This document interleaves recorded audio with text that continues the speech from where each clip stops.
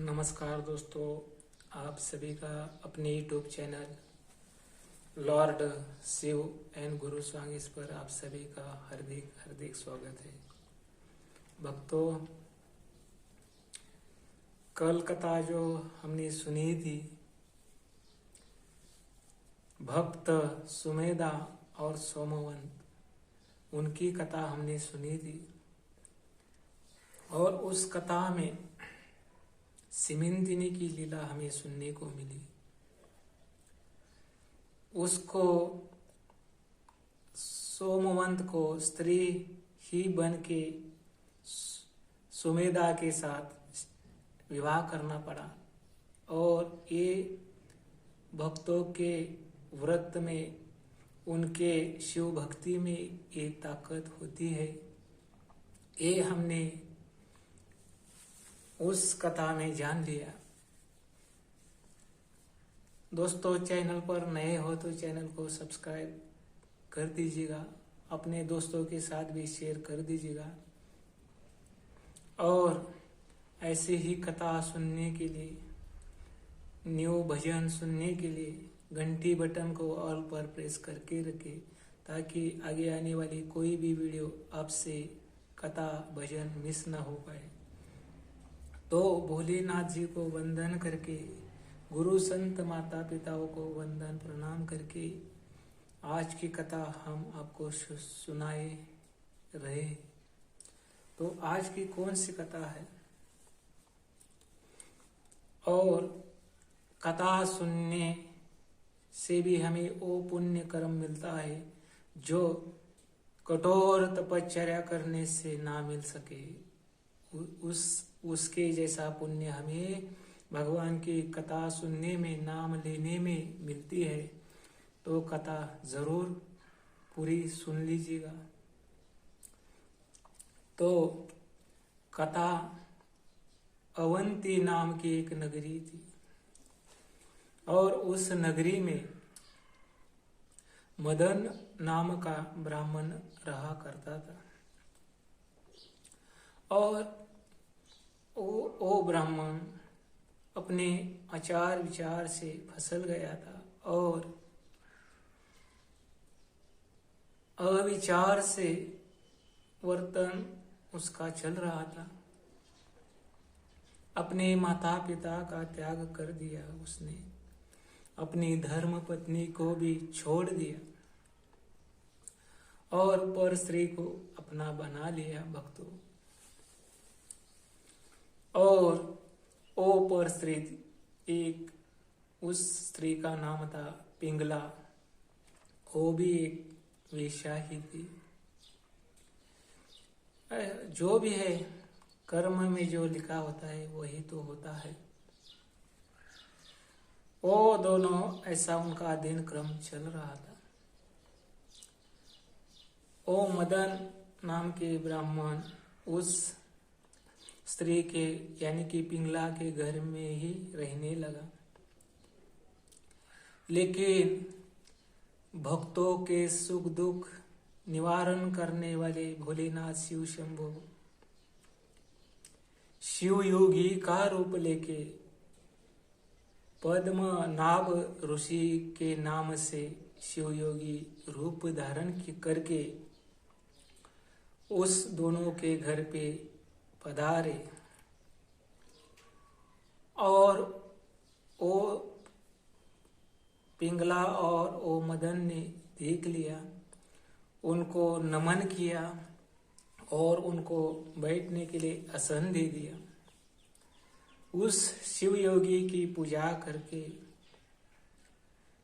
उनकी यथासांग पूजा करके, नाना प्रकार के भोजन तैयार करके उनको खिलाया, उनकी मनो तन मन धन से सेवा की। रात के सोते समय उस शिव योगी की पाँव दबाने लगे। जो सेवा करनी है वो सब कुछ वो दोनों मन से करने लगे। लेकिन भक्तों, ऐसे में थोड़ी रात हो गई, उतने में वो योगी वहां से गुप्त हो गए, यानी कि चले गए। उनकी वो सेवा से प्रसन्न होकर वो चले गए। और ये सब कुछ देखकर मदन और वो पिंगला मन मन में ही और बोलने लगे, प्रभु भोलेनाथ शिव शंभो हमें दर्शन देके चले गए। शिव योगी घर पे आना ये कोई असाधारण बात नहीं है भक्तों।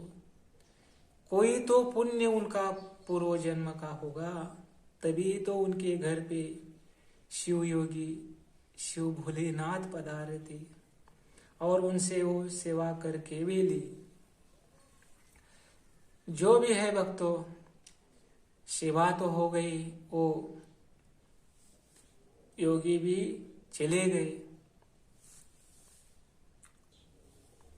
ऐसे कुछ साल उनका वो दिन क्रम चलता रहा और अंत में कुछ सालों के बाद वो पिंगला और मदन मृत्यु हो गए, यानी कि मृत्यु उनको आ गई और वो मर गए। लेकिन ये जो पुण्य था शिव योगी पूजन का, वो तो उनके कर्म में लिखा ही था। इस पुण्य के वजह से उनको जन्म कहाँ मिला? दाशाहार देश के राजा वज्रबाहु और उनकी पत्नी सुमिति रानी, उनके पत्नी के गर्भ में ये जो मदन नाम के ब्राह्मण था, उसको उसके गर्भ में जन्म दे दिया। और इधर जो वेश्या पिंगला थी, वो सिमिंतिनी, जो हमने पहले भी कथा सुनी थी, नैशेक देश के राजा चित्रांगद की पत्नी सिमिंतिनी, महान शिव भक्त, उसके पेट को जन्म ले लिया उसने। तो ये फर्क होता है पुण्य करने में। इस पुण्य की वजह से उन दोनों को राज घराने में जन्म प्राप्त हुआ और पुण्यवंत के जगह उनको मिल गई। लेकिन भक्तों, सिमिंतिनी के कुल में जन्म लेने वाली वो जो वेश्या थी पिंगला, उसका नाम कीर्ति मालिनी रख दिया। लेकिन बीच में दोस्तों इधर क्या हुआ, जब सुमिति रानी गर्भ अवस्था में थी, उसके पेट में वो मदन नाम के ब्राह्मण का गर्भ पल रहा था। लेकिन उस राजा को और भी पत्नियां थी, उनको ये बात अच्छी ना लगी। क्यों लगेगी? क्योंकि उनको तो कोई संतान ना थी और इसको ये अब संतान होने वाली है। ये सब देख के उस राजा की पत्नियों ने उस गर्भवती सुमिति रानी के खाने में जहर मिला दिया, यानी कि विष मिला दिया, क्योंकि वो जल्दी मर जाए। और जो भी कुछ है, उस विष का परिणाम दिखने लगा। वो मर तो नहीं गई रानी, लेकिन उस विष का परिणाम उसके शरीर पर होने वाले बच्चों पर पड़ गया और सभी अंग ऐसे तड़पने लगा। उस विष का परिणाम होने लगा और उस अंग से रक्त आने लगा, दुर्गंध आने लगी और उस बालक की भी अवस्था वैसी ही हो गई भक्तों, क्योंकि विष का परिणाम उस पर भी हो गया था। और इस रोग के कारण वो बालक रात्र दिन रो पड़ता था। लेकिन वज्रबाहु राजा को अशांतता निर्माण हो गई उसके महल में। नींद ना आए ऐसे रोना उस बालक का था। नाना प्रकार के वैद्यान लाए, उनको दिखाया, लेकिन उस रोग पे कोई इलाज ना हो सका। एक दिन वज्रबाहु को क्रोधित होकर वज्रबाहु ने अपनी पत्नी और उस बालक को रथ पे बिठा के घोर ऐसे घनदाट जंगल में छोड़ने के लिए निकल पड़ा और उनको उस घनदाट जंगल में छोड़ के वज्रबाहु वापस अपने राज्य में आ गया। लेकिन भक्तों, उस घनदाट जंगल में ना तो कोई मनुष्य आता जाता हो, और ये नन्हा सा बालक लेके वो सुमिति रानी उस वन में क्या करे। पानी पीने के लिए जाए तो पानी ना मिले, इधर उधर भटकते हुए पाँव में कांटा चुभ जाए, ऐसी उसकी अवस्था हो गई। भक्तों, जब कर्म बिगड़ जाता है तो ऐसी मुसीबतें आ पड़ती है। लेकिन अभी ऐसे हालात में क्या करे। राजा ने भी त्याग दिया था, तो करे क्या करे। और वो रानी करुणा भागने लगी और भोलेनाथ प्रभु का दावा करने लगी, प्रार्थना करने लगी। हे जग जीवना, पतित पावना, सर्वाधीशा भोलेनाथ प्रभु, मेरी ये अवस्था क्यों हो गई ऐसी? किस पाप की ये सजा है?